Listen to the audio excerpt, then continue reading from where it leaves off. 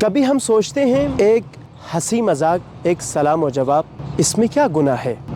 در حقیقت ہم یہ سمجھتے ہیں کہ یہ ایک چھوٹی سی بات ہے، ایک دوستی ہے اور اس میں کوئی برائی نہیں ہے، مگر حقیقت یہ ہے یہی وہ لمحہ ہے جس کے ذریعے سے شیطان ہمارے دل میں داخل ہوتا ہے۔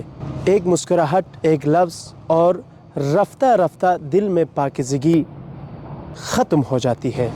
رسول خدا صلی اللہ علیہ وآلہ وسلم ارشاد فرماتے ہیں کہ جو شخص نامحرم عورت کو حرام نگاہ سے دیکھے، اللہ قیامت کے دن اس شخص کی آنکھوں کو آگ سے بھر دے گا۔ عزیزان من، اگر ایک نگاہ کا انجام اتنا سخت ہے تو گفتگو، مذاق اور ناجائز تعلقات قائم کرنے کا کتنا سخت عذاب ہوگا۔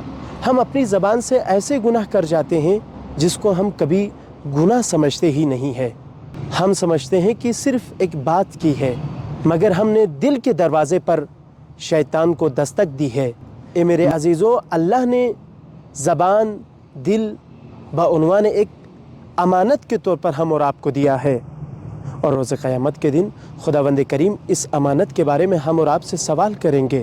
ہم اور آپ کی ایک لمحے کی مسکراہٹ ہم اور آپ کی پوری زندگی کو تباہ اور برباد کر دے گی۔